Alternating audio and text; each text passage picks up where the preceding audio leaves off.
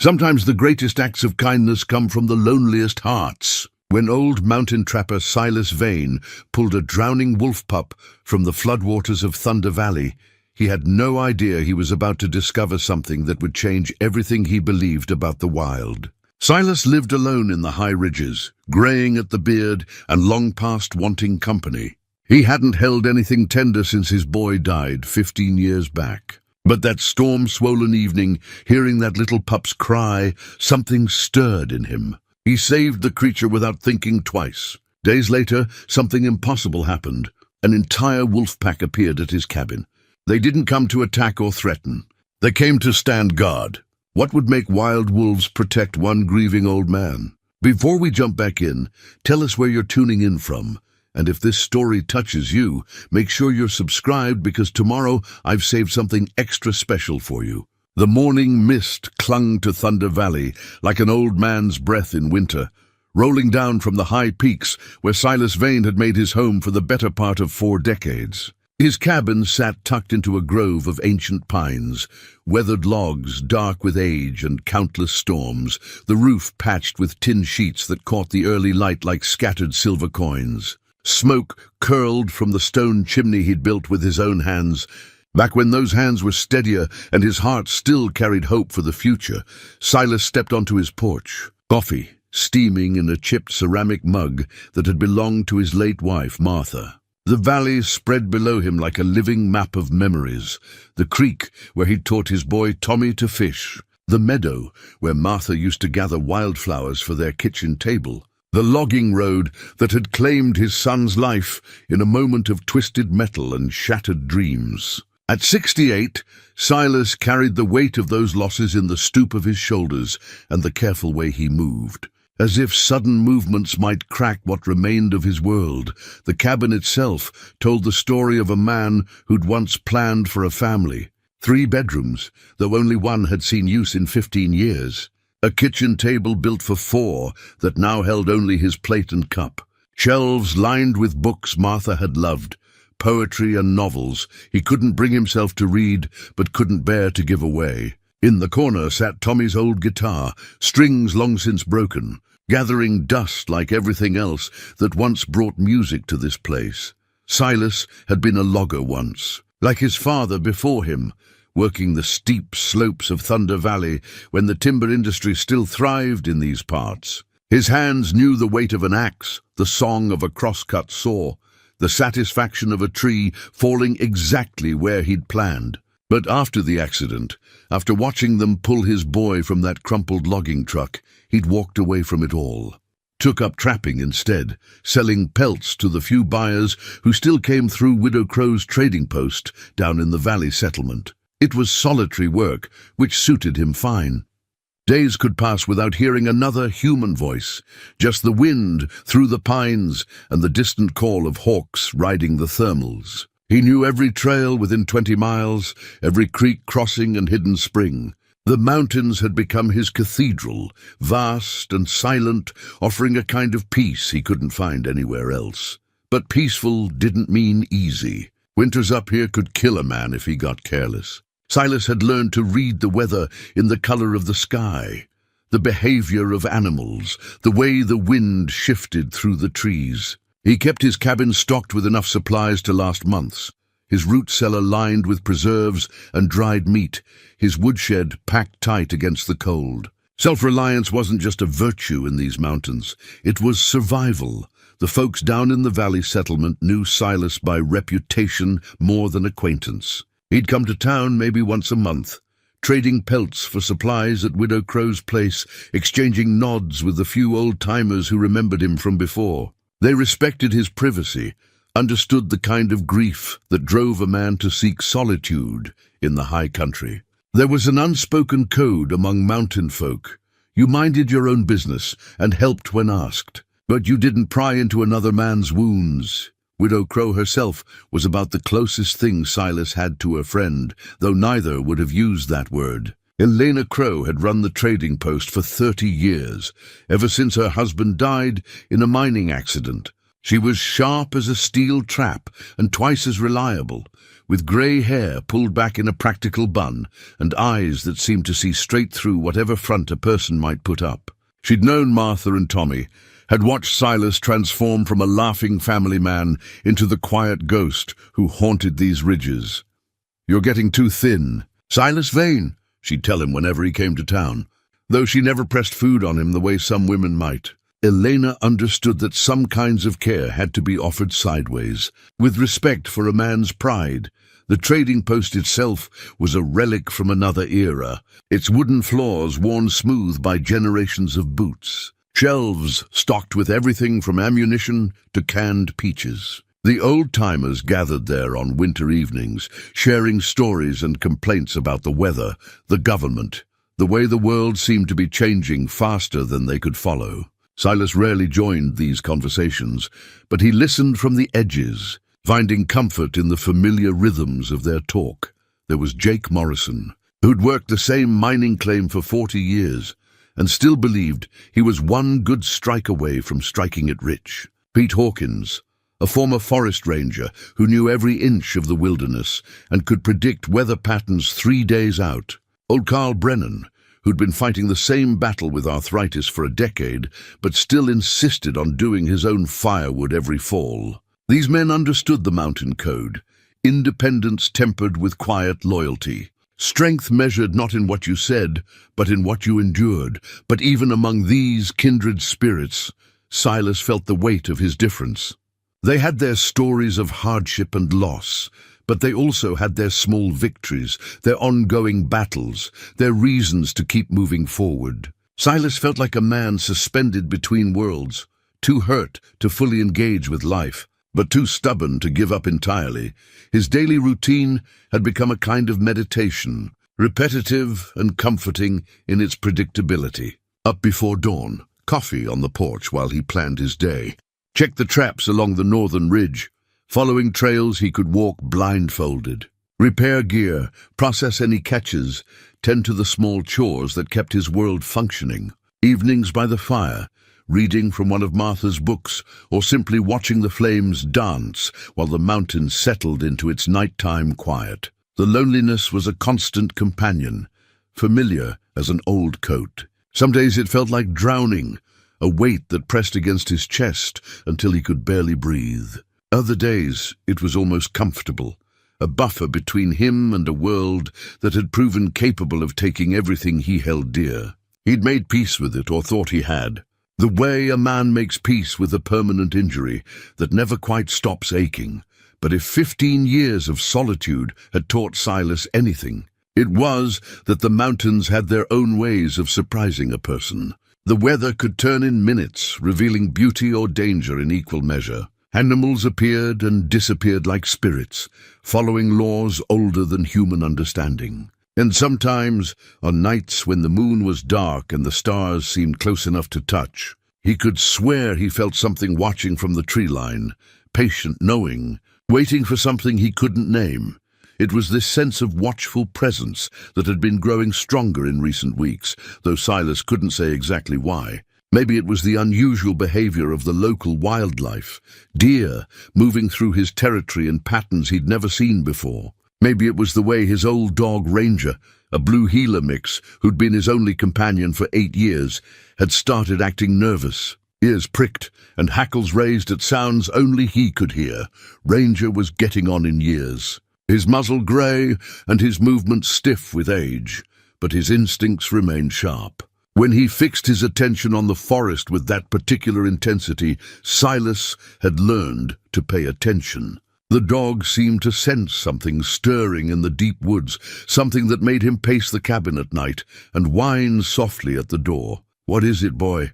Silas would ask, scratching behind the dog's ears. But Ranger could only offer the kind of knowing look that animals give when they're trying to communicate something beyond human understanding. Standing on his porch that particular morning, coffee growing cold in his hands, Silas felt the familiar weight of another day stretching ahead. The sky held the grey promise of weather, clouds building over the peaks in ways that suggested the season's first serious storm might be rolling in. He'd need to check the traps before the weather turned. make sure his gear was secure and his cabin ready for whatever the mountains decided to throw at him. But there was something else in the air that morning, a quality of anticipation that made the hair on his arms stand up. Ranger felt it too, standing at the edge of the porch with his nose raised to the wind. Every muscle in his body alert and waiting. Neither man nor dog could have known that by evening, the careful order of Silas Vane's solitary world would be forever changed. That the storm approaching from the west would bring more than just rain and wind. That before the night was through, the loneliest man in Thunder Valley would discover he was not as alone as he believed. The mountains, it seemed, were about to remind him that kindness, like water, always finds a way to flow toward those who need it most. The storm hit Thunder Valley like the wrath of an angry god, turning the normally peaceful creek into a raging torrent that swept away everything in its path. Silas had seen mountain storms before, had lived through blizzards that buried his cabin to the windows and wind that stripped bark from trees, but this was something different. The rain fell in sheets so thick he could barely see his own hand stretched in front of his face, and the thunder crashed with such violence that the very ground seemed to shake beneath his feet. He'd brought Ranger inside when the first lightning began to dance across the peaks, and now the old dog huddled by the fireplace, panting with anxiety. The cabin creaked and groaned under the assault, wind driving rain against the windows with the sound of thrown gravel. Silas moved through his home, checking for leaks, adjusting pots and pans to catch the drips that always found their way through the old roof during storms like this. The power had gone out hours ago, not that he relied much on the electrical grid anyway. Oil lamps cast dancing shadows on the walls, and the fire in his stone hearth provided both warmth and light. He'd been through this routine countless times over the years, weathering nature's fury in the solid shelter he'd built with his own hands. But tonight felt different. Tonight, the storm seemed personal, as if the mountains themselves were trying to tell him something. Around 10 o'clock, the creek that normally babbled peacefully past his property began to roar. Silas pulled on his heavy rain slicker and stepped onto the covered porch, peering through the darkness toward the sound. What he saw made his blood run cold. The water had risen at least 8 feet above its normal level, carrying with it a debris field of broken trees, boulders, and God knew what else. The wooden bridge he'd built across the creek, sturdy enough to support a truck, had vanished entirely, swept away like kindling. He was watching this destruction with a mixture of awe and concern when he heard it, a sound that cut through the storm's fury like a knife through cloth, high and thin and desperate, barely audible above the wind and rain, but unmistakably the cry of something alive and in mortal danger. Silas strained to locate the source. His weathered face turned into the driving rain. There, caught in the beam of his powerful flashlight, something dark struggled against a massive piece of driftwood that had lodged against the rocks where his bridge used to stand. The current was trying to tear it free, and when it did, whatever was trapped there would be swept downstream into the deeper gorge where nothing survived the rapids. He didn't think. 15 years of careful isolation, of protecting himself from caring too much about anything, fell away in an instant. Silas grabbed a coil of rope from his porch and plunged into the storm, Ranger barking frantically behind him. The rain hit him like icy bullets, soaking through his slicker in seconds. But he pressed forward toward the swollen creek. The footing was treacherous, rocks slick with mud and debris scattered everywhere.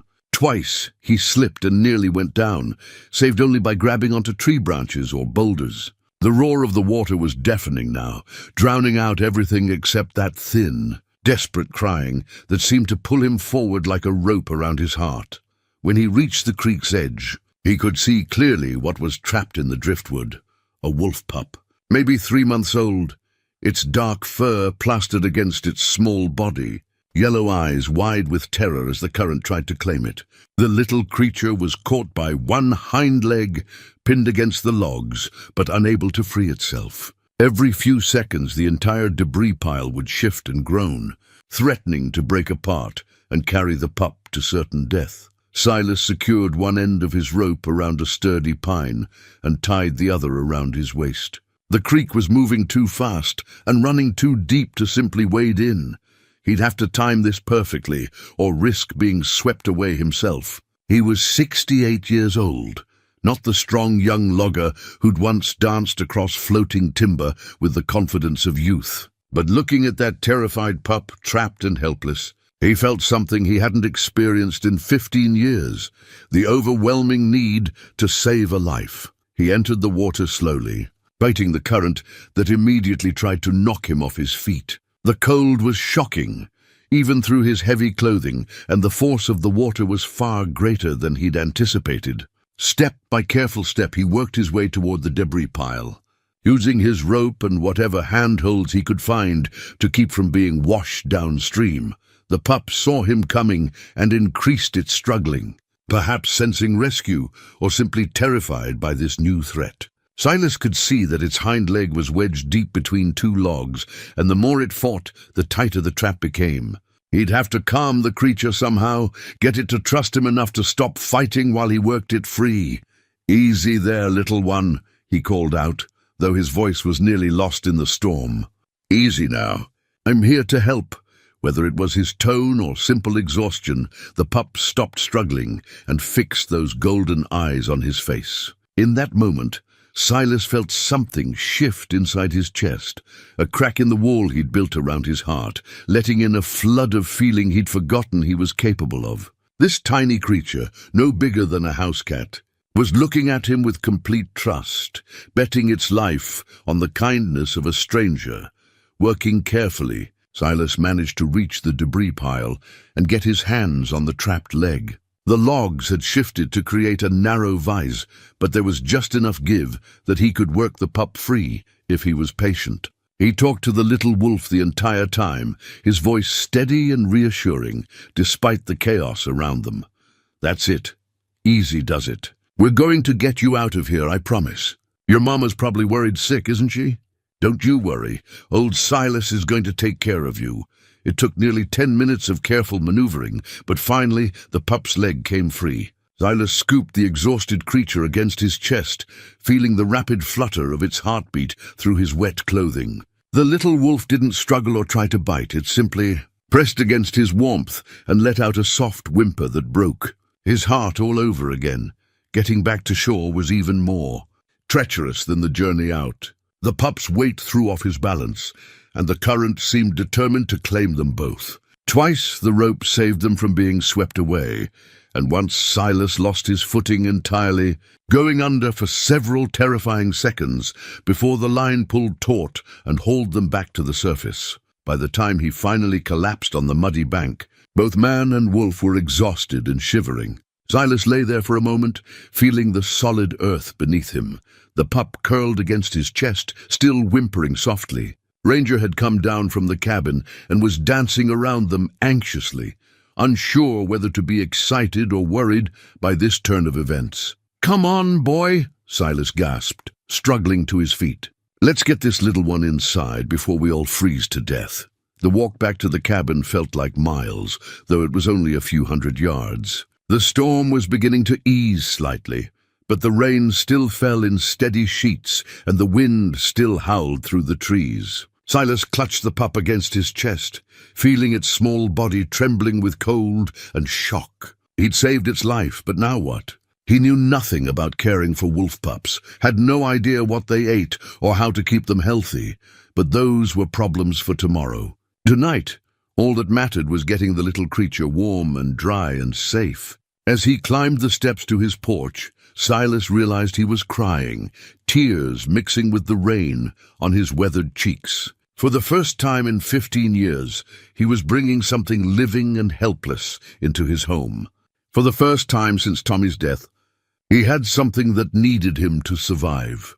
Inside the cabin, he toweled off the pup with gentle hands, checking for injuries and finding only minor scrapes and bruises. The little wolf submitted to his ministrations with surprising patience, as if it understood that this strange human had saved its life and meant it no harm. When Silas set it down near the fire, the pup curled into a tight ball and promptly fell asleep.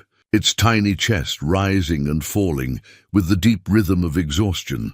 Silas changed into dry clothes and made himself a cup of coffee, his hands still shaking slightly from the adrenaline and cold. He sat in his chair by the fire, watching the sleeping pup and trying to understand what had just happened to him. In saving this small creature, he'd felt more alive, more purposeful than he had in years. The wall around his heart hadn't just cracked. It had developed a gaping hole that let in all the messy, painful, wonderful complexity of caring about something other than his own survival. Outside, the storm continued to rage, but inside the cabin, 3 living creatures, a man, a dog, and a wolf pup, shared the warmth of fire and the quiet miracle of being alive in a world that often seemed determined to crush such tender mercies. Silas had no way of knowing that this simple act of rescue would set in motion events that would challenge everything he thought he knew about the wild and his place in it. The mountains, it seemed, were just getting started with their surprises. Dawn came quietly to Thunder Valley, the storm having blown itself out sometime before sunrise. Silas woke to find pale golden light streaming through his windows and the pup still curled by the dying embers of his fireplace. The little wolf had barely moved all night, exhausted from its ordeal, but now it lifted its head as Silas stirred, those amber eyes tracking his movements with alert intelligence. "Morning, little one," Silas said softly, his voice rough with sleep. "How are you feeling today?" The pup struggled to its feet, favoring the leg that had been trapped, but managed to stand without obvious distress. It was a beautiful creature, Silas realized in the morning light. Dark grey fur with silver highlights, a compact body that would grow large and powerful given time. But right now, it was just a baby, maybe 12 weeks old at most, separated from its pack and entirely dependent on his care. The reality of what he'd taken on hit him as he prepared his morning coffee. He knew virtually nothing about wolves, beyond the basics any mountain man learned through observation. They were predators, intelligent and social, living in complex family structures that humans barely understood. This pup belonged in the wild with its own kind, not in a cabin with a lonely old trapper who hadn't cared for anything smaller than himself in decades. But looking at the little creature now, watching it explore his cabin with curious nose and cautious steps, Silas felt something he'd almost forgotten existed, responsibility that didn't feel like a burden. The pup would need food, water, warmth, medical care if its injuries proved more serious than they appeared. More than that, it would need companionship, guidance, the kind of patient teaching that prepared young things for the harsh realities of survival. His first challenge came within the hour. The pup was clearly hungry, making soft whining sounds and nosing around the cabin as if searching for food. Silas had no idea what to feed a wolf puppy. His own provisions consisted mainly of canned goods, dried meat and simple staples, nothing suitable for a creature that in nature would be nursing from its mother or beginning to sample regurgitated meat from adult pack members. He tried offering small pieces of jerky soaked in warm water, but the pup sniffed at them without interest. A bowl of milk from his stores met with similar indifference. Growing concerned, Silas finally warmed some beef broth and mixed it with mashed canned meat, creating a gruel that seemed to appeal to the hungry youngster. The pup ate eagerly, making small growling sounds of satisfaction that reminded Silas powerfully of Ranger as a puppy. Speaking of Ranger, the old dog had been remarkably patient with their unexpected guest. He'd spent the morning observing the pup from a respectful distance, tail wagging tentatively whenever the little wolf looked his way. There was none of the territorial aggression Silas might have expected. Instead, Ranger seemed to understand that this was a baby in need of protection, not a threat to his position in the household. After breakfast, Silas carried the pup outside to survey the storm's damage. What he saw made him whistle low under his breath. The creek had receded to near its normal level, but the landscape bore scars that would take years to heal. Trees lay uprooted across the valley floor, their massive root systems clawing at the sky like desperate fingers. Boulders the size of automobiles had been moved like pebbles. creating new channels and pools where the water had carved its violent path. His bridge was gone completely, along with a section of the road that connected his property to the main trail down to the valley settlement. He was effectively cut off until he could rig some temporary means of crossing, which meant no trips to Widow Crow's trading post for supplies. Fortunately, his stores were well stocked, and he'd weathered longer periods of isolation without difficulty. The pup seemed fascinated by the outdoor world, its nose twitching at every scent, carried on the morning breeze. Silas set it down carefully, keeping one hand ready to snatch it up if it tried to wander too far. But the little wolf stayed close, exploring the immediate area around the cabin. With the cautious curiosity of youth tempered by recent trauma, it was while watching the pup investigate a particularly interesting cluster of wildflowers that Silas noticed the tracks, large paw prints in the soft mud near his porch, too big to belong to any dog, and arranged in the purposeful pattern of something that had been circling his cabin during the night. Wolf tracks, definitely, but from an adult animal, probably several adult animals. Judging by the various sizes and the overlapping patterns, a chill ran down Silas's spine as he studied the prints more carefully. The tracks came right up to his porch steps, close enough that the wolves could have looked through his windows if they'd wanted to. But there were no scratch marks on his door, no signs of aggressive behavior, just the methodical circuit of animals who had been watching, waiting, perhaps trying to determine what had happened to the missing member of their family. He scooped up the pup and carried it back inside, his mind racing. If the pack was looking for their lost youngster, they would be back. Wolves were notoriously protective of their offspring, and they had the intelligence and persistence to track their missing family member across considerable distances. The storm might have temporarily disrupted their search, but it wouldn't stop them for long. The question was, what did they want? Were they planning to reclaim their pup, possibly seeing Silas as a threat to be eliminated? Or was something else going on, something that might explain the strangely non-aggressive nature of their nighttime reconnaissance? Throughout the afternoon, Silas found himself looking out his windows more frequently, scanning the tree line for movement. The pup seemed to sense his unease, staying closer to his side and occasionally looking toward the door, as if it too felt the presence of watchers in the woods. Ranger paced restlessly, his ears pricked and his attention focused on sounds only he could hear. As evening approached, Silas faced a difficult decision. The logical thing would be to put the pup outside, let nature take its course, and avoid whatever confrontation might be brewing with the adult wolves. The little creature was strong enough to survive now, its injuries minor, and its family was clearly looking for it. Releasing it would be the sensible choice, the safe choice. But when he looked at the pup, now curled contentedly in a nest of old blankets by his fireplace, Silas realized he couldn't bring himself to do it. In less than 24 hours, this small creature had awakened something in him that he'd thought was dead forever. The protective instincts, the gentle patience, the simple joy of caring for something vulnerable and trusting, all of it had come flooding back like water through a broken dam.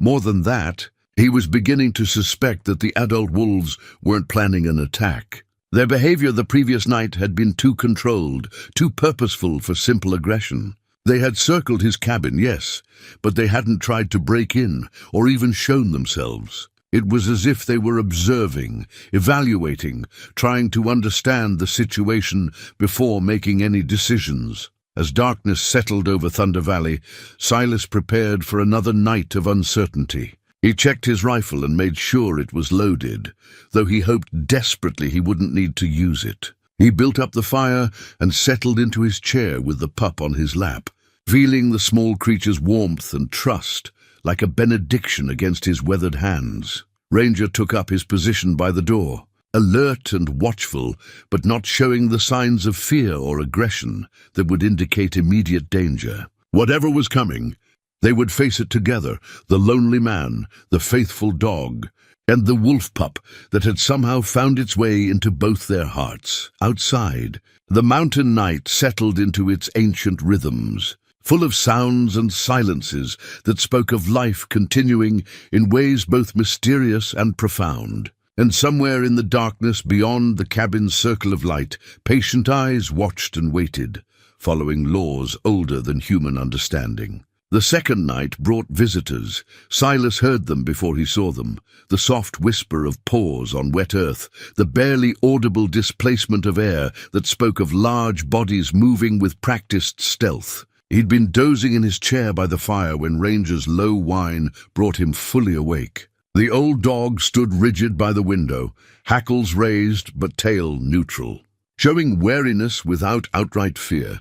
The pup, which Silas had taken to calling Scout in his mind, lifted its head from where it had been sleeping and let out a soft yip that seemed to carry volumes of meaning. Not distress, not fear, but something that sounded almost like recognition. Moving slowly, Silas rose from his chair and approached the window. What he saw in the pale moonlight made his breath catch in his throat. 3 large wolves stood in his yard, positioned in a rough semicircle around his cabin. They weren't slinking or prowling. They simply stood there, motionless as statues, their attention focused entirely on his home. The largest was a magnificent silver-grey male, easily 120 pounds, with the bearing of an alpha accustomed to command. Beside him stood a smaller female, her coat darker but marked with the same silver highlights that distinguished Scout. The third wolf was younger, probably a yearling, with the rangy build of an adolescent still growing into its strength. They made no aggressive moves, showed no signs of preparing to attack. They simply watched, and in their patient stillness, Silas sensed something that defied everything he thought he knew about wild predators. There was intelligence in their positioning, purpose in their presence, but also something that looked disturbingly like respect. Scout had struggled to its feet and was now pressing against the window, whining softly. The sound carried clearly in the still night air, and Silas saw the female wolf's ears perk forward in response. The pack had found their missing member. There was no doubt about that. But instead of demanding its return, they seemed content to simply know it was safe. For nearly an hour the standoff continued. The wolves maintained their vigil, while Silas watched from his window, hardly daring to breathe.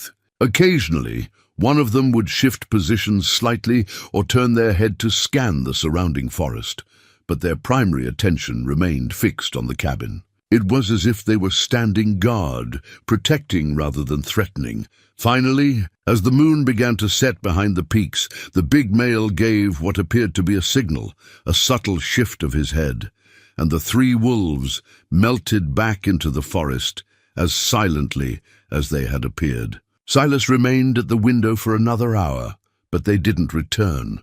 The morning brought a discovery that deepened the mystery even further. Lying on his porch steps, arranged with what could only be described as deliberate care, were 3 fresh trout, not dropped or scattered as they might be if carried by scavengers, but placed side by side with their heads pointing toward his door. The fish were beautiful specimens, still bright-eyed and firm, caught within the last few hours. Silas examined the gift, for he had no doubt that's what it was, with a mixture of wonder and disbelief. He'd heard stories from old-timers about wolves displaying unusual behavior, instances of cooperation between humans and wild animals that sounded more like folklore than fact. But this was happening to him, in his own yard, with evidence he could hold in his hands. Scout showed intense interest in the fish, sniffing them eagerly and making small sounds of excitement. When Silas cooked one of the trout for breakfast, the pup ate with obvious relish, confirming what he'd begun to suspect. These weren't random gifts but deliberate offerings, payment or tribute for his care of their young family member. Over the following days, the pattern repeated. Each night, the wolves would return to their silent vigil, maintaining their respectful distance but making their presence known. Each morning would bring some token. More fish, sometimes rabbits or other small game, always fresh and always arranged with ceremonial precision on his porch. Silas began to understand that he had somehow become part of something larger than simple rescue and recovery. The wolves weren't just grateful for his care of Scout, they had accepted him, temporarily at least, as a member of their extended pack. The gifts weren't payment, but participation, the sharing of resources that characterized wolf family dynamics. The realization brought both wonder and responsibility. If the pack had claimed him as one of their own, what did that mean for his future? What obligations came with such acceptance? And most importantly, what would happen when Scout was old enough to return to the wild? These questions occupied his thoughts as he went about the daily routine of caring for his unusual charge. Scout was growing stronger each day, its injuries healing cleanly and its appetite increasing. The pup had claimed a spot by the fireplace as its own territory, but it also followed Silas around the cabin with the devoted attention of a shadow. When he worked outside, clearing storm debris or tending to essential maintenance, Scout would lie nearby, watching everything with the intense curiosity of youth. Ranger had fully accepted the little wolf as part of their household, even beginning to engage in gentle play when Scout felt energetic enough. The old dog's patience was remarkable, allowing the pup to climb on him and nip at his ears, with the tolerant indulgence of a grandfather entertaining a grandchild. But it was the growing bond between Silas and Scout that surprised him most. He found himself talking to the pup constantly, sharing thoughts and observations he'd kept to himself for years. Scout was an excellent listener, responding to his voice with head tilts and soft vocalizations that seemed almost conversational. The little wolf had even begun bringing him gifts, small sticks, interesting stones, a bedraggled feather from some unfortunate bird, presenting them with the serious pride of a child showing off prized possessions. On the fourth night after the pack's first appearance, something changed. Instead of maintaining their distant vigil, the three wolves approached closer to the cabin, not threateningly, but with the careful deliberation of diplomats seeking an audience. The big male stopped just at the edge of the porchlight's reach and did something that made Silas's heart skip a beat. He sat down and looked directly at the window where the man stood watching. There was communication in that gaze, unmistakable even across the species barrier. The wolf wasn't looking at him as prey or threat or even obstacle. He was looking at him as an equal, a fellow parent concerned for the welfare of a young one. In those amber eyes, Silas saw intelligence, gratitude, and something that might have been an invitation. Scout had been watching too, pressed against the glass and whining softly. When the big male settled into his sitting position, the pup did something extraordinary. It looked back at Silas and then at the window, as if asking permission for something both man and wolf understood without words. The message was clear. The pack was ready to reclaim their member, but they were asking rather than demanding. They were giving Silas a choice, honoring the bond that had formed between human and pup, while acknowledging their own parental rights. It was a moment of such profound respect between species that Silas felt tears prick his eyes, but he wasn't ready. Not yet. Scout still favored its injured leg slightly, and the little creature had only just begun to trust completely. More than that, Silas wasn't ready to let go of the joy this small wolf had brought back into his life. The pack seemed to understand his hesitation, for after several minutes of patient waiting, they withdrew to their usual distance, resuming their protective vigil without apparent offense. That night, as Scout slept peacefully by the fire and Ranger dozed by the door, Silas sat in his chair and contemplated the strange turn his life had taken. A week ago, he had been the loneliest man in Thunder Valley, cut off from the world by grief and years of deliberate isolation. Now he found himself at the center of an interspecies alliance that challenged everything he thought he knew about the boundaries between wild and tame, human and animal. The wolves had given him a gift beyond the simple daily offerings of food. They had given him time. Time to heal old wounds through the act of nurturing new life. Time to remember what it felt like to be needed, trusted, loved without condition. Time to discover that even the most careful walls around the heart could be breached by something as simple as a baby's cry in the storm. But time, he knew, was not infinite. Soon he would have to make choices that would define not just his future, but the future of the remarkable little creature that had wandered into his life and changed everything he thought he knew about himself. 2 weeks into this strange new arrangement, Silas made a decision that would have seemed impossible a month earlier.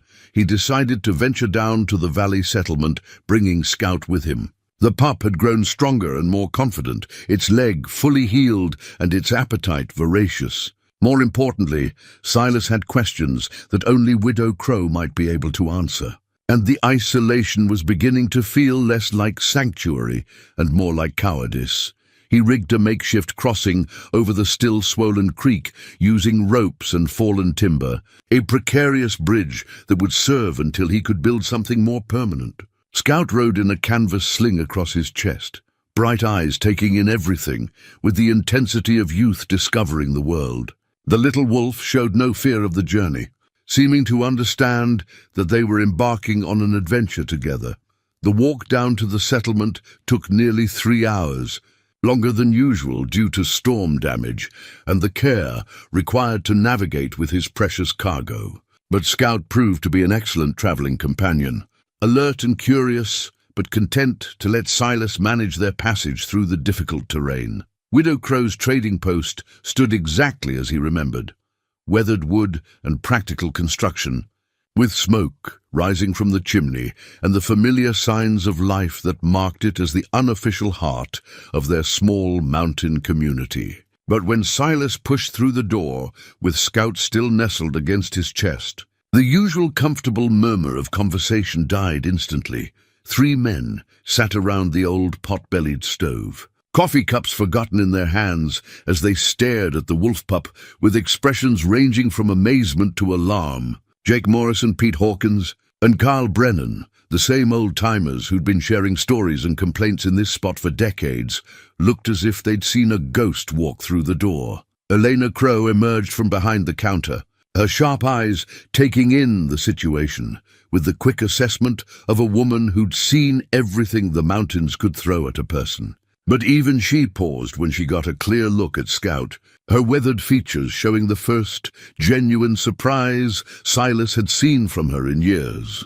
"Well," she said finally, her voice carrying its usual dry humor despite the circumstances. "That's not something you see every day, Silas Vane. Mind telling us how you came to be carrying around a wolf pup like it was your own grandchild?" The story came out slowly, with frequent interruptions and questions from his audience. Silas told them about the storm, the rescue, Scout's recovery, and the strange behavior of the adult wolves. He kept his tone matter-of-fact, letting the events speak for themselves without embellishment or interpretation. But even told plainly, the tale sounded like something from a different world. Pete Hawkins, who'd spent 40 years in the Forest Service and knew more about wildlife behavior than most university professors, shook his head repeatedly throughout the telling. "I've never heard of anything like this," he said when Silas finished. "Wolves bringing gifts? Standing guard? It goes against everything we know about their territorial instincts." "Maybe," Eleanor said thoughtfully. "But maybe we don't know as much as we think we do." She approached slowly, letting Scout sniff her hand before gently scratching behind the pup's ears. The little wolf accepted her attention with the easy confidence of youth, showing none of the fear or aggression one might expect from a wild creature. Carl Brennan, who'd been unusually quiet during the story, finally spoke up. "My grandfather used to tell stories like this," he said slowly. "Old Lakota tales about wolves and men making treaties, sharing territory, helping each other survive the hard times. I always figured they were just stories, legends from before the tribes got pushed out of these mountains." "Your grandfather was a wise man," Elena said. "Maybe wiser than we gave him credit for." She studied Scout with the careful attention of someone evaluating livestock, but her expression was gentle.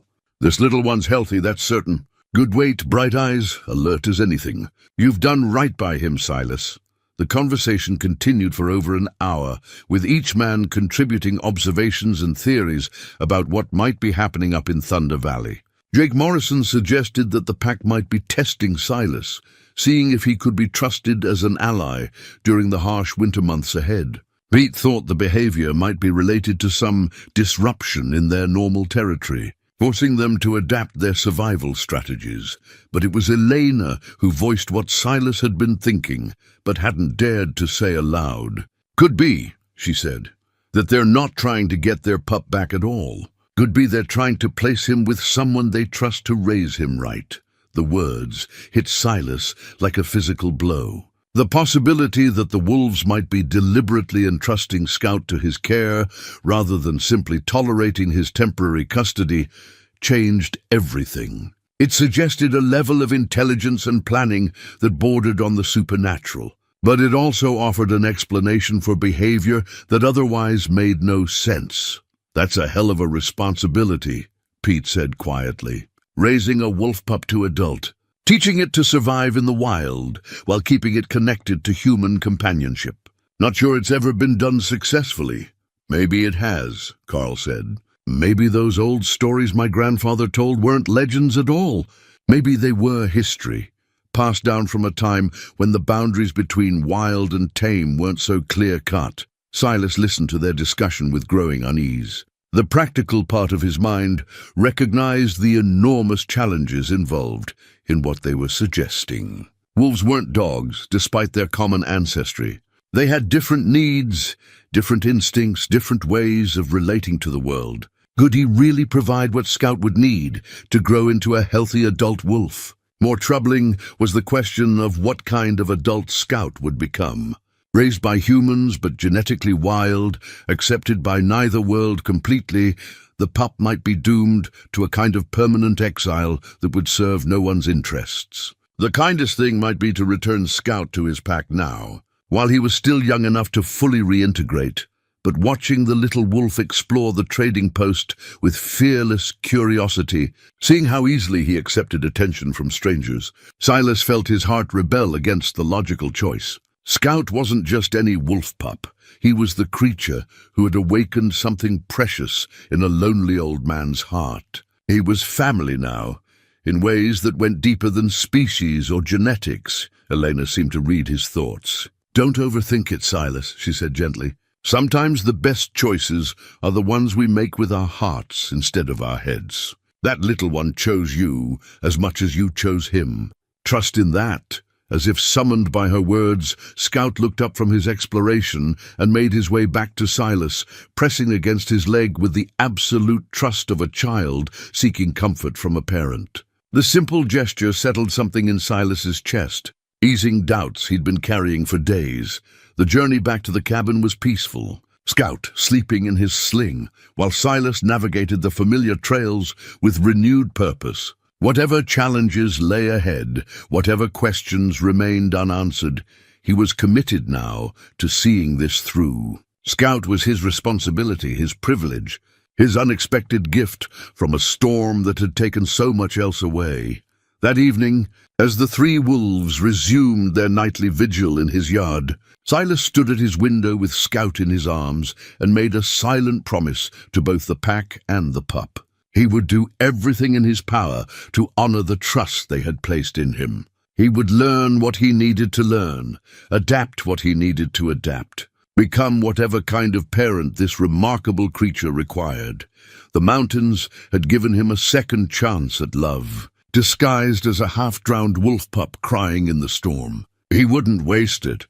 The first real test of Silas's commitment came 3 weeks later, when Scout's wild instincts began to assert themselves in ways that no amount of human love could completely suppress. The pup had grown considerably, its legs longer and its chest deeper, hinting at the powerful predator it would someday become. With that growth came behaviors that challenged everything Silas thought he understood about raising a young wolf.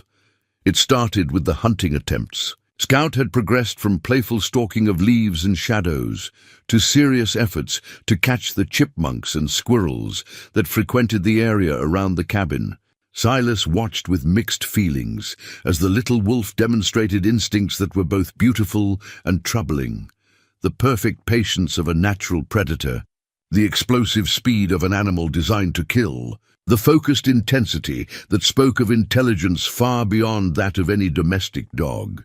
When Scout successfully caught his first chipmunk, the mixture of pride and concern in Silas's chest was almost overwhelming.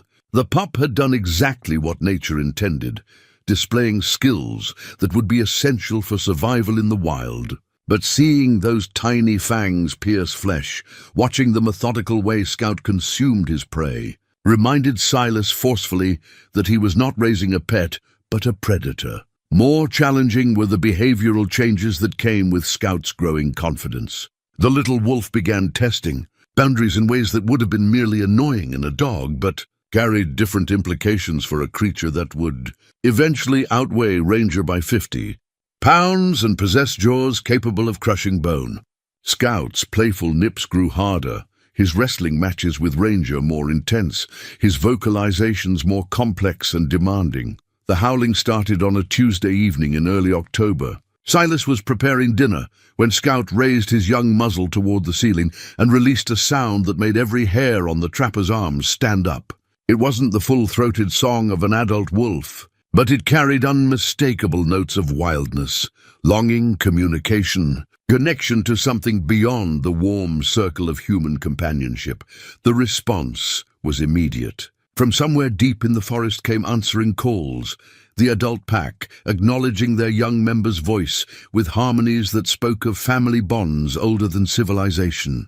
Scout listened with rapt attention, his ears pricked forward and his entire body trembling with excitement. When the singing faded, he looked at Silas with an expression that seemed to ask permission for something the man couldn't provide. That night, for the first time since the rescue, Scout refused to sleep by the fireplace. Instead, he stationed himself by the door, whining softly and pawing at the wood with increasing frustration. The adult wolves maintained their usual vigil, but their positioning had changed.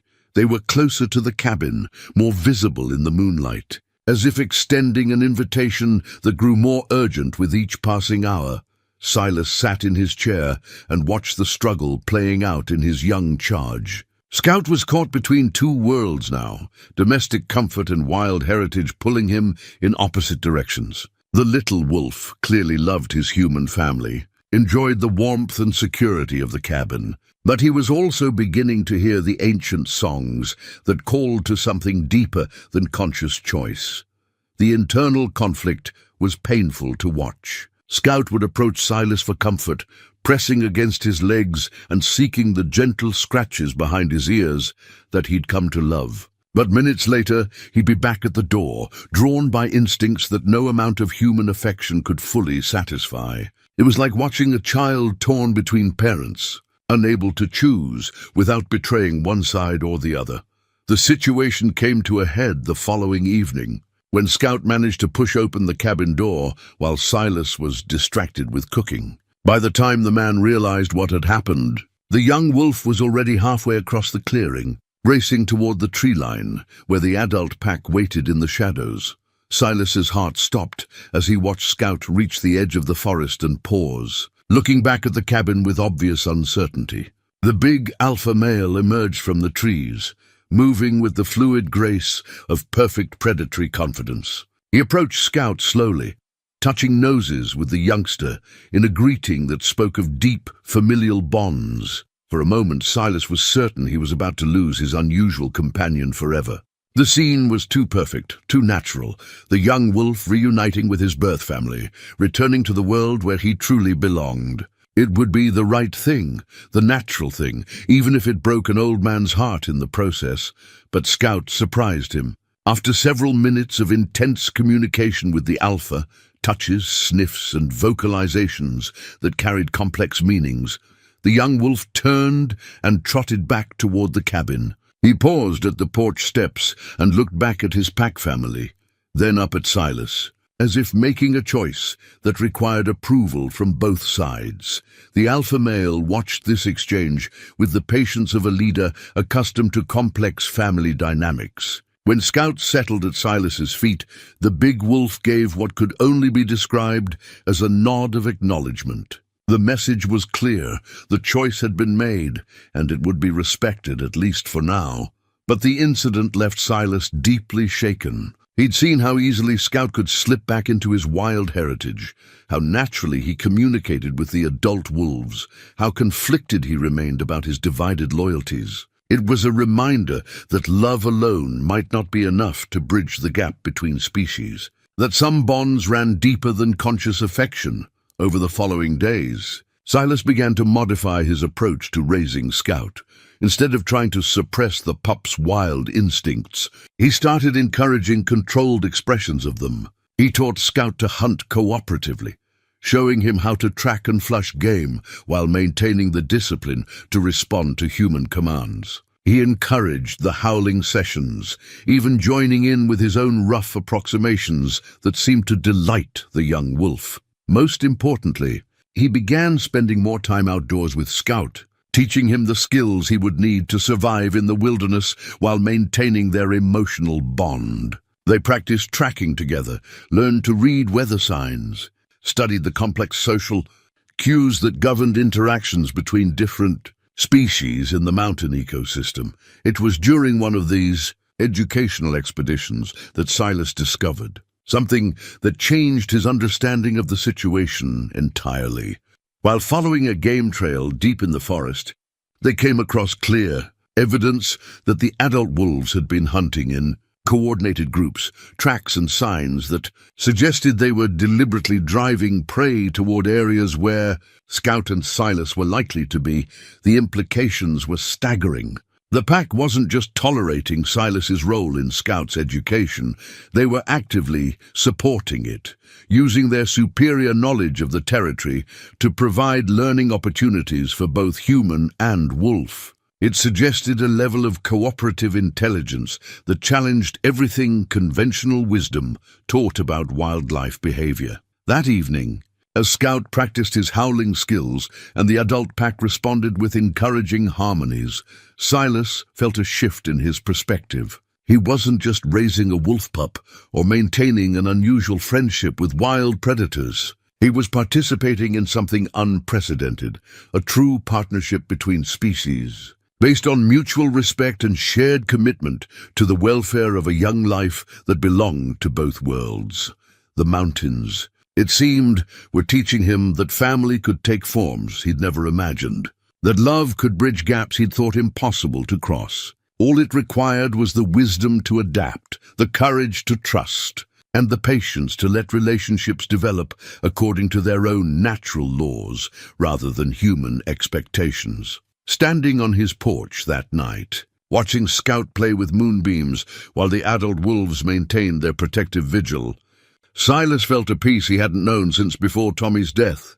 He was home, not just in the physical sense, but in the deeper understanding that he belonged to something larger than his own grief and isolation. The loneliest man in Thunder Valley had discovered he was never truly alone. He'd just been looking in the wrong places for the family that had been waiting for him all along. The truth came to Silas on a crisp November morning, delivered by an unexpected visitor who changed everything he thought he understood about his situation. Dr. Sarah Running Bear arrived at his cabin before dawn, having hiked through the darkness with the sure-footed confidence of someone who knew these mountains as well as he did. She was a wildlife biologist from the university, but more than that, she was the granddaughter of the same Lakota. Elder Carl Brennan had mentioned weeks earlier. "Mr. Vane," she said as Silas opened her door to find a compact woman in her 50s with intelligent dark eyes and graying hair pulled back in a practical braid. "My name is Sarah Running Bear. I believe we need to talk about the wolves." Scout, now nearly full-grown and magnificent in his thick winter coat, emerged from behind Silas and studied the visitor with keen interest. Dr. Running Bear looked at the young wolf with an expression of recognition that made Silas's blood run cold. "You know him," Silas said. "Though it wasn't really a question. I know his bloodline," she replied. "May I come in?" What I have to tell you will change how you understand everything that's happened here." They sat around Silas's kitchen table while Scout lay nearby, his attention divided between the stranger and the familiar sounds of the adult pack moving through the forest beyond the cabin. Dr. Running Bear accepted coffee but declined food, her manner suggesting someone who had traveled far to deliver urgent news. 15 years ago, she began, there was a logging accident in this valley. A young man named Tommy Vane died when his truck went off the mountain road during a storm. Silas's hands tightened around his coffee cup. "That's my boy. But I don't see what that has to do with—" "Your son didn't die alone," Dr. Running Bear interrupted gently. "The official reports never mentioned it, but there was a pregnant wolf with him. She'd been struck by his truck just before the accident, probably trying to cross the road to reach her den. Tommy stopped to help her, even though he was already late and the storm was getting worse." The words hit Silas like a physical blow. He'd read the accident report dozens of times, memorized every detail of those final moments, but no one had ever mentioned a wolf. "How do you know this?" "Because my grandfather was part of the search team that found them. He was still a young man then, working with the Forest Service. He found Tommy's truck, and he found the wolf nearby, dying but still protecting a single surviving pup. Your son had wrapped the little one in his own jacket, probably trying to keep it warm." Silas felt the world tilt beneath him. The image of his boy in those final moments, dying himself but still trying to save a helpless creature, was almost too much to bear. "The pup survived thanks to Tommy's kindness. My grandfather took it to the pack that claimed this territory, made sure it was adopted and raised properly. That pup grew up to become the alpha male you've been seeing around your cabin."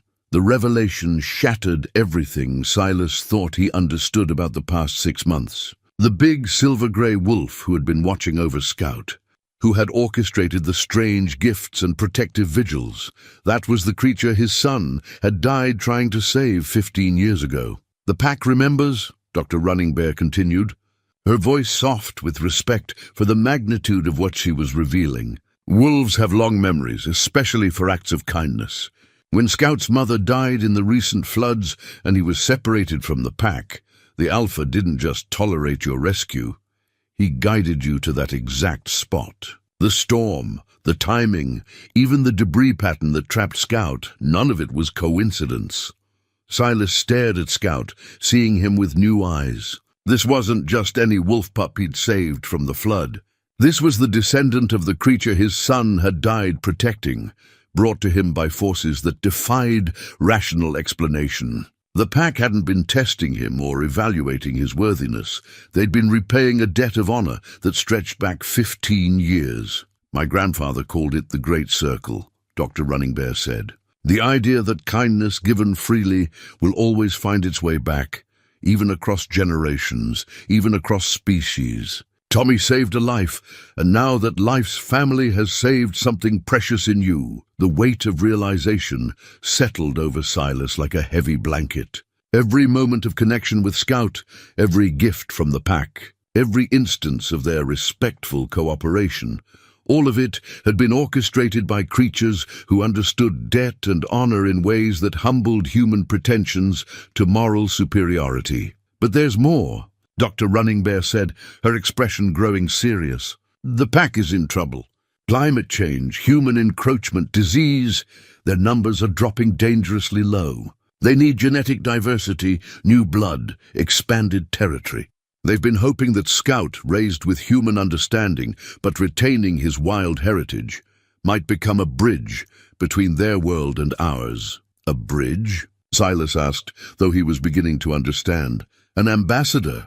A wolf who could help establish peaceful coexistence between the pack and the human communities that are expanding into their territory. Scout has learned to trust humans because of you, but he's also maintained his wild instincts because of his pack. He's uniquely positioned to negotiate between both worlds." The implications were staggering. Scout wasn't just Silas's companion or even the pack's missing member. He was potentially the key to survival for an entire population of wolves struggling to adapt to a changing world. The responsibility was enormous, far beyond anything Silas had imagined when he pulled a drowning pup from floodwaters. "What you've accomplished here," Dr. Running Bear said, looking around the cabin that had become home to an impossible family, "is something my people have dreamed about for generations. True partnership between human and wolf based on mutual respect and shared purpose. But it's also just the beginning." She reached into her backpack and withdrew a leather-bound journal, its pages filled with careful handwriting and detailed sketches. "This contains everything my grandfather learned about wolf behavior, pack dynamics, and the old ways of cooperation between our peoples. He always hoped someone would come along who could put this knowledge to use." Silas accepted the journal with trembling hands, feeling the weight of history and expectation it represented. Inside were decades of observations, traditional knowledge passed down through generations, and practical guidance for maintaining the delicate balance between wild and domestic that Scout embodied. "The choice is yours," Dr. Running Bear said as she prepared to leave. "You can continue as you have, raising Scout as your own and letting the pack maintain their protective relationship. Or you can step into something larger, help establish a formal cooperation between the pack and the human community. Use Scout as proof that coexistence is possible." As she walked away into the pre-dawn darkness, Silas sat with Scout beside him and contemplated the true magnitude of what had begun with a simple act of rescue. His son's final kindness had echoed across 15 years to bring healing to a broken father's heart. Now that same kindness was asking him to step beyond personal comfort and become part of something that could change the future for both species. The mountains had revealed their deepest secret, that love and honor could transcend the boundaries between human and animal, between past and present, between individual loss and collective hope. The question now was whether one old trapper had the courage to honor that revelation with action that would honor his son's memory in ways he'd never imagined possible. Scout looked up at him with those ember eyes that carried the wisdom of the wild and the trust of the tame, waiting patiently for the decision that would shape both their futures. Outside, the adult pack maintained their vigil, guardians of a legacy that had taken 15 years to fully reveal itself. The loneliest man in Thunder Valley was about to discover that his true purpose had been waiting for him all along, disguised as a storm, a rescue, and a love that refused to acknowledge the boundaries between species. The weight of decision pressed on Silas for 3 days following Dr. Running Bear's revelation. He moved through his daily routines like a man walking underwater, every action requiring conscious effort as his mind grappled with the magnitude of what he'd learned. Scout seemed to sense the tension, staying closer than usual and watching his human companion with concerned golden eyes that carried depths of understanding no ordinary animal should possess. On the 4th morning, as November frost painted the world in crystalline beauty, Silas made his choice. He would honor his son's legacy by stepping into the larger purpose that had been waiting for him all along.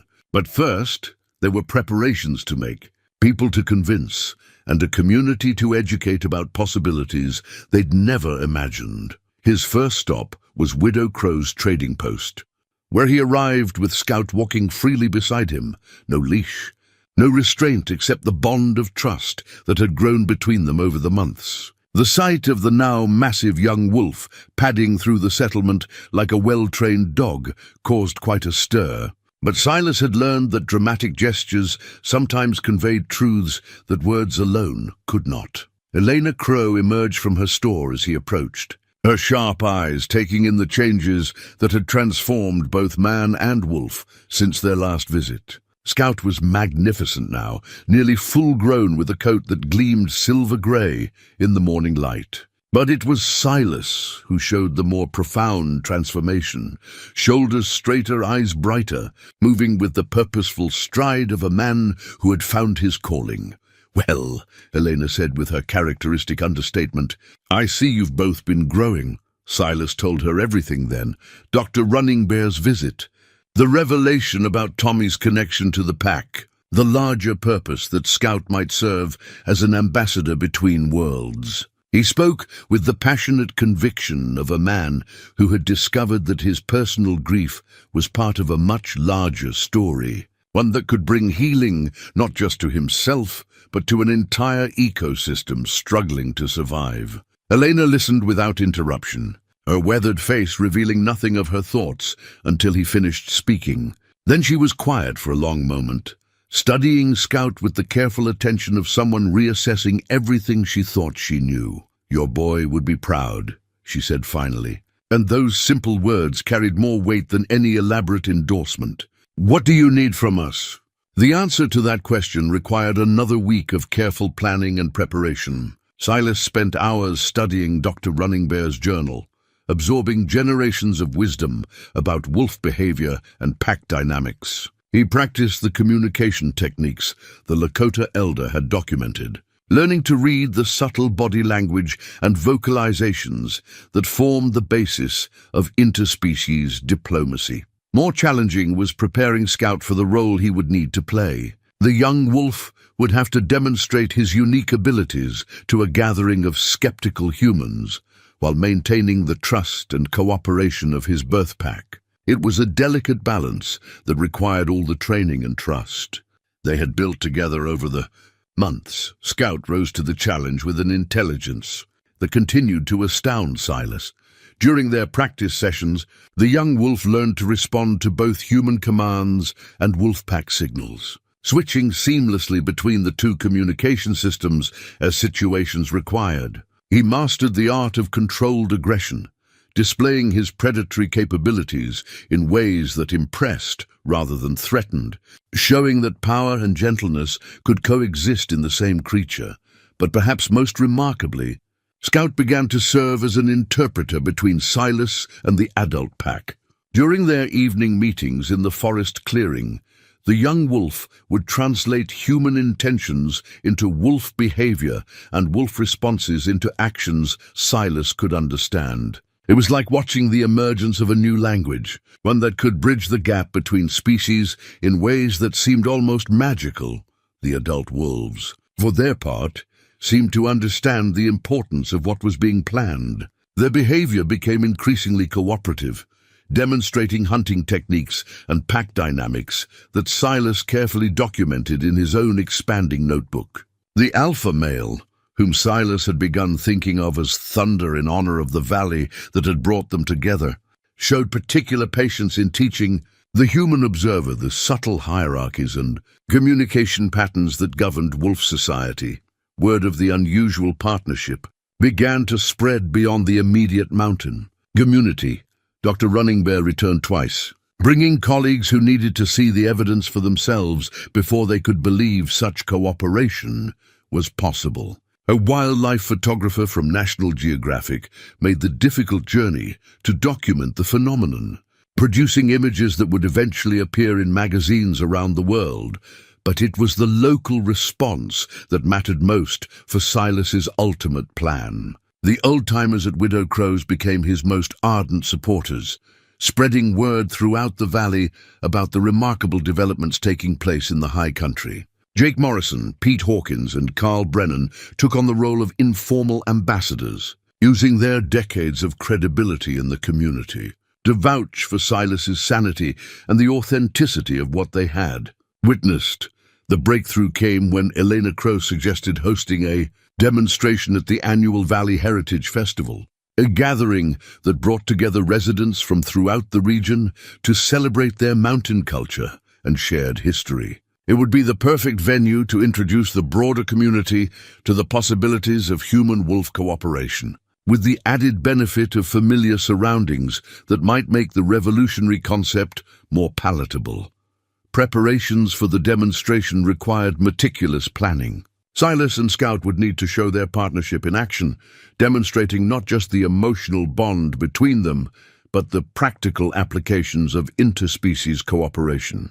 The adult pack would need to participate without causing panic among the human observers. A delicate balance that required careful choreography and absolute trust from all parties involved.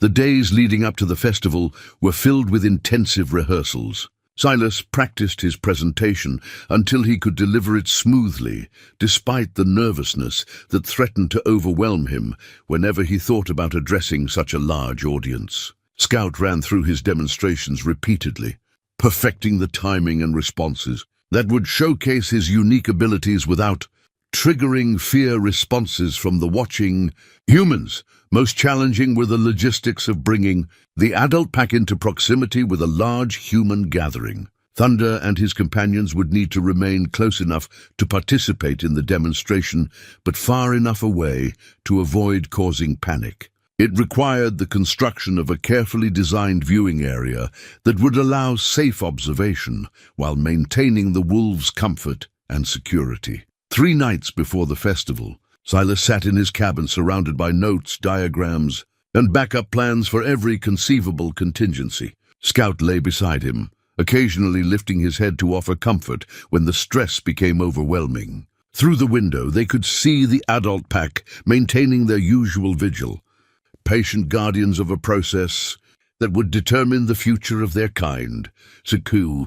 Irony wasn't lost on Silas that he, a man who had spent 15 years avoiding human contact, was about to step onto a stage and advocate for the most revolutionary approach to wildlife management anyone in the region had ever heard. But the memory of Tommy's final kindness, the debt of honor that stretched across 15 years and 2 species, gave him strength to face the fear tomorrow would bring the ultimate test of everything they had built together.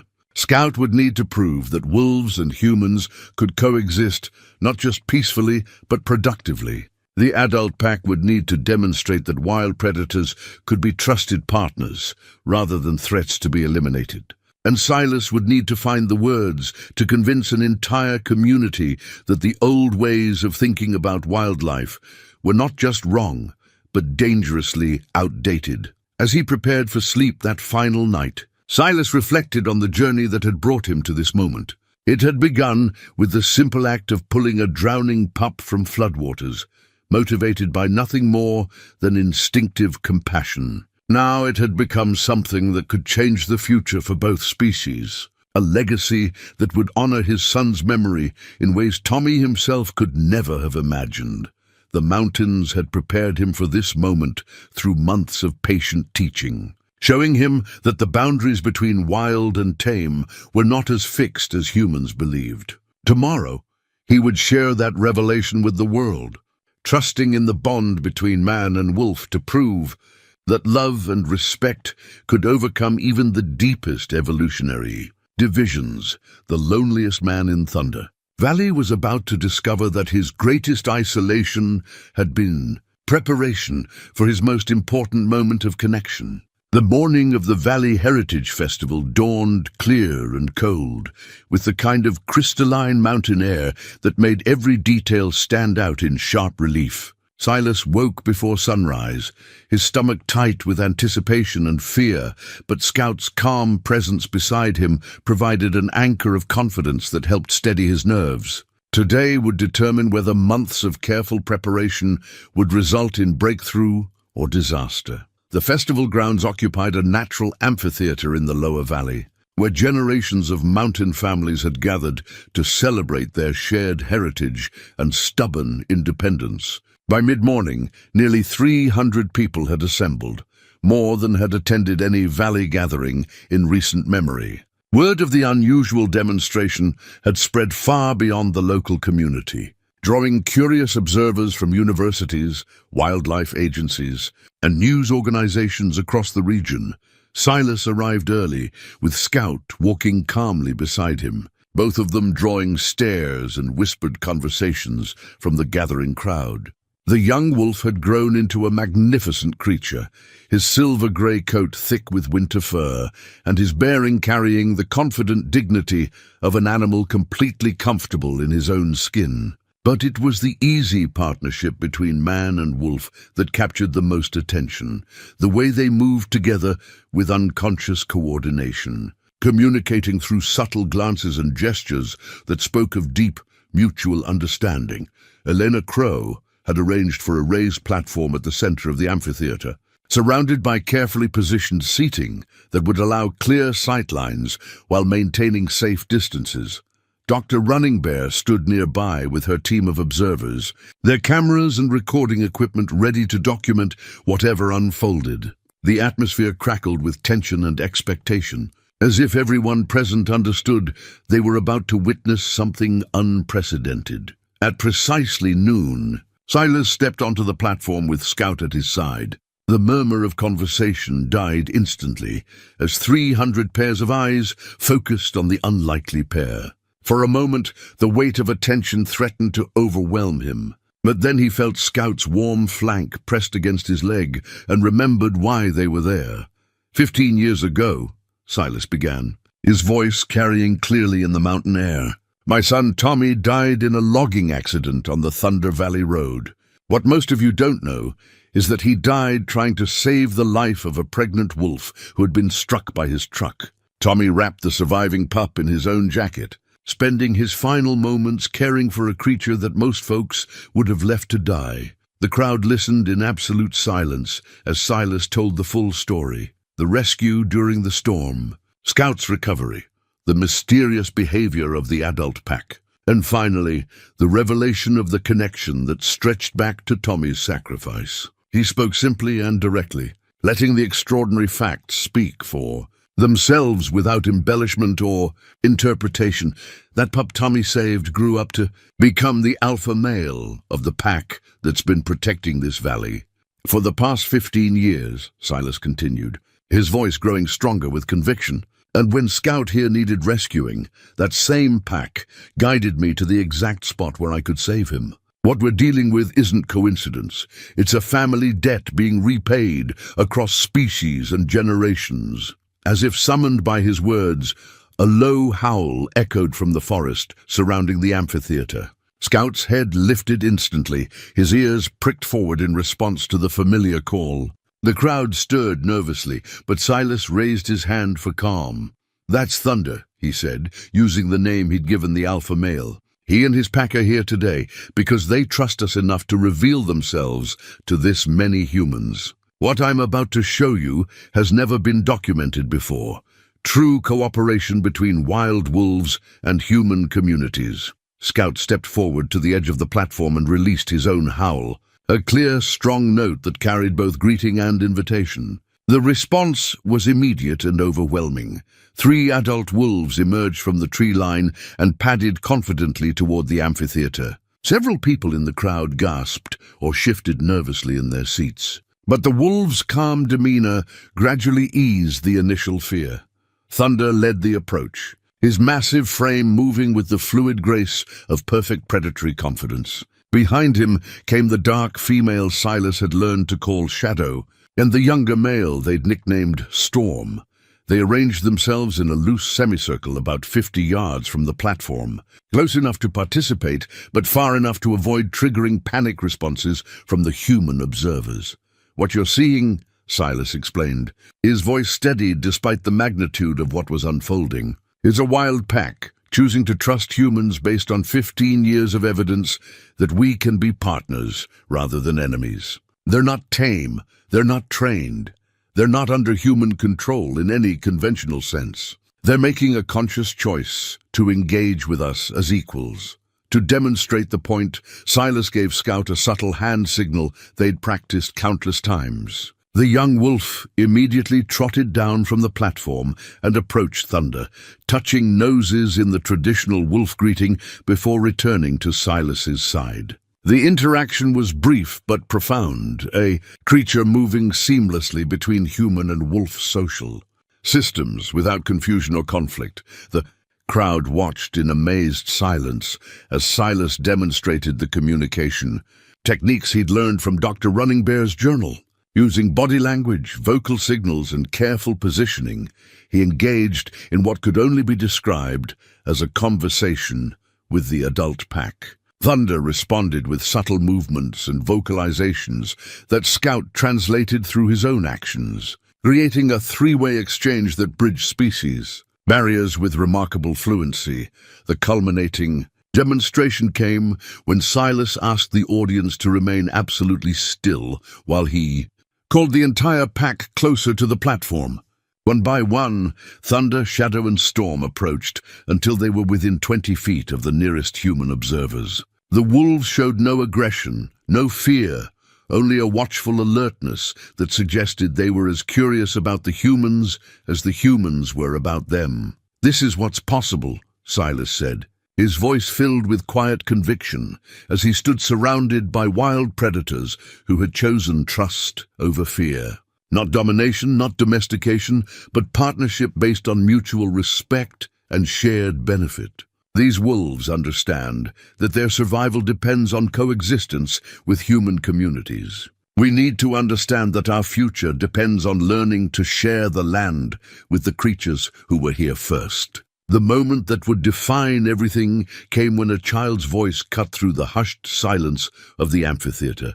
"Mister, can I pet the big doggy?" The question came from a girl of perhaps 6 years old, standing in the front row with her grandmother's restraining hand on her shoulder. Her innocent words sent a ripple of nervous tension through the crowd, but Silas saw opportunity where others saw danger. This was the test that would prove whether the partnership he'd built with the pack could extend to the broader human community. "What's your name, sweetheart?" Silas asked gently, stepping to the edge of the platform. "Lucy," the girl replied, her eyes bright with curiosity as she looked at Thunder's magnificent form. "My grandma says wolves are scary, but he doesn't look scary. He looks sad."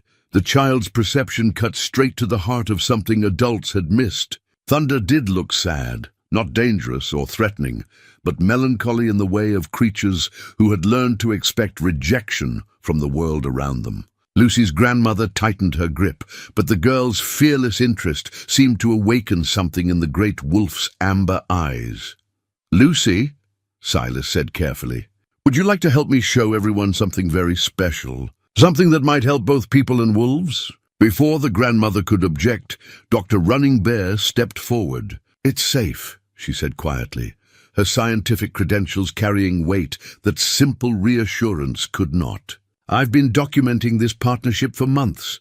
The wolves have shown remarkable gentleness with humans, especially children."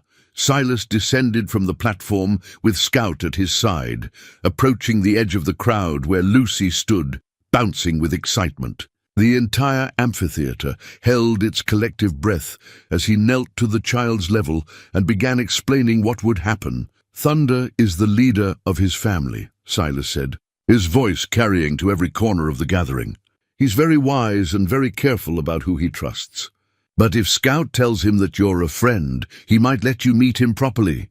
The interaction that followed unfolded with the careful choreography of a ritual. Scout approached Lucy first, allowing her to scratch behind his ears while he assessed her energy and intentions. The young wolf's calm acceptance served as a character reference that the adult pack could understand and trust. When Scout returned to Thunder's side and touched noses with the alpha, the message was clear. This human child posed no threat. Thunder's response exceeded even Silas's expectations. The great wolf approached slowly, his massive head lowered in the non-threatening posture that wolves used when engaging with their own young.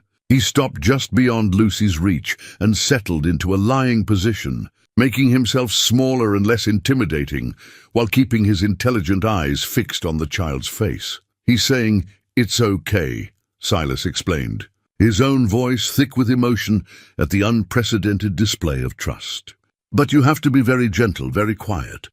Can you do that?" Lucy nodded solemnly, understanding instinctively that she was being offered a privilege beyond measure. Under Silas's careful guidance, she extended her small hand toward Thunder's massive head. The wolf remained perfectly still as tiny fingers touched his fur, his eyes closing briefly in what could only be described as contentment, the image of a 6-year-old girl gently petting a wild wolf while 300 adults watched in amazement. became the defining moment of the demonstration. Cameras captured the scene from every angle, but no photograph could convey the profound shift in understanding that rippled through the crowd. If a child could safely interact with these supposedly dangerous predators, what did that say about everything they thought they knew about the relationship between humans and wildlife? The success with Lucy opened the floodgates for broader engagement. Other children, emboldened by her example, asked to meet the wolves under Silas's supervision. Parents who had arrived skeptical found themselves reconsidering their assumptions as they watched their sons and daughters interact peacefully with creatures they'd been taught to fear, but it was the response from the adult community that truly validated Silas's vision. Jake Morrison, the gruff old miner who'd spent 40 years cursing wolves for taking his deer, stood up and asked a question that changed the entire conversation. Silas, if these wolves can help us understand the land better, teach us things we've forgotten about living in harmony with the mountains, what would that partnership look like in practical terms? The question opened the door for the serious discussion that Silas had hoped to achieve. Over the next hour, he outlined the possibilities that Dr. Running Bear's research had revealed: wolves as partners in ecosystem management, helping to control deer populations that damaged forestry regeneration, serving as early warning systems for environmental changes, even assisting in search and rescue operations through their superior tracking abilities. The pack participated in each demonstration with remarkable intelligence and patience. Thunder showed how wolves could track specific scents across vast distances, following a trail that humans couldn't detect to locate a lost volunteer who had hidden in the forest hours earlier. Shadow demonstrated the pack's ability to communicate across miles through howl patterns that carried complex information about territory, weather, and potential threats. Most impressively, a scout served as a living bridge between the two species, translating human requests into wolf behavior and wolf responses into actions humans could understand. When Silas asked the pack to show their hunting coordination, Scout communicated the request through subtle body language and vocalizations. The resulting demonstration of pack tactics was both beautiful and educational, showing how wolves could control prey movement without actually harming any animals. As the afternoon wore on, the mood of the gathering shifted from skeptical curiosity to genuine enthusiasm. Questions became more practical and forward-looking. How could similar partnerships be established in other communities? What legal frameworks would need to change to accommodate cooperative relationships with wild predators? How could traditional hunting and ranching operations adapt to include wolves as partners, rather than viewing them as competitors? Elena Crow, who had been watching the proceedings with her characteristic sharp-eyed assessment, finally stood and addressed the crowd. 40 years I've been running that trading post, she said, her voice carrying the authority of decades in the mountain community. 40 years of listening to folks complain about wolves taking livestock, threatening children, disrupting the natural order. Today, I've seen a 6-year-old girl pet a wild wolf and walk away giggling. Maybe it's time we admitted we've been looking at this all wrong. The endorsement from the valley's most respected merchant carried enormous weight. One by one, other community leaders stood to voice their support for exploring the possibilities that Silas and his remarkable partners had revealed. Even the local ranchers, traditionally the most opposed to wolf conservation, acknowledged that cooperation might serve their interests better than the costly and ultimately futile efforts to eliminate predator populations. As the sun began to set behind the mountain peaks, casting long shadows across the amphitheater, Silas found himself surrounded by people eager to learn more about building bridges between human and wolf communities. The transformation was complete, the loneliest. Man in Thunder Valley had become the center of a movement that could reshape the relationship between civilization and wilderness. But perhaps the most profound moment came as the formal demonstration concluded, and the crowd began to disperse. Thunder approached the platform one final time, looking directly at Silas with those amber eyes that carried the wisdom of the wild. In that gaze, the old trapper saw acknowledgement, gratitude, and something that looked remarkably like hope. The debt that had begun with Tommy's sacrifice 15 years ago had been repaid in full. Now it was time to build something new, a future where the boundaries between wild and tame, human and animal, fear and trust could be bridged by understanding, respect, and the kind of love that recognized no limits. 6 months after the Valley Heritage Festival, Silas stood on his porch watching the morning sun paint Thunder Valley in shades of gold and amber. The world had changed in ways both subtle and profound, but the mountains themselves remained constant, ancient witnesses to the cycles of loss and renewal that defined all life in the high country. Scout, now fully mature at nearly 2 years old, lay stretched across the porch planks with the easy confidence of a creature completely at home in his skin. His coat had deepened to the rich silver grey of his father Thunder, and his bearing carried the quiet authority of an animal who had found his purpose in bridging two worlds that had been separated for too long. The changes in the valley were visible everywhere Silas looked. New trail markers dotted the landscape, part of the cooperative management system that allowed wolves and humans to share territory without conflict. Research stations established by Dr. Running Bear's team provided ongoing monitoring of both wildlife populations and human activities, ensuring that the delicate balance they'd achieved could be maintained over time. Most remarkably, the Thunder Valley Wolf Sanctuary had been established in the lower meadows, serving as both a research facility and educational center, where visitors from around the world could learn about successful human-wildlife cooperation. The sanctuary wasn't about keeping wolves in captivity. It was about providing a safe space where wild packs could interact with humans on their own terms, building understanding that had already spread to dozens of other communities facing similar challenges. Silas had become something he'd never expected or wanted to be, a celebrity of sorts, whose story had been featured in magazines and documentaries that reached audiences far beyond the mountain valleys he called home. But fame sat uneasily on his shoulders, and he much preferred the quiet satisfaction of daily work with the pack that had become his extended family. Thunder and his pack now ranged freely throughout the expanded territory. That included both wilderness areas and human settlements. Their presence had brought unexpected benefits.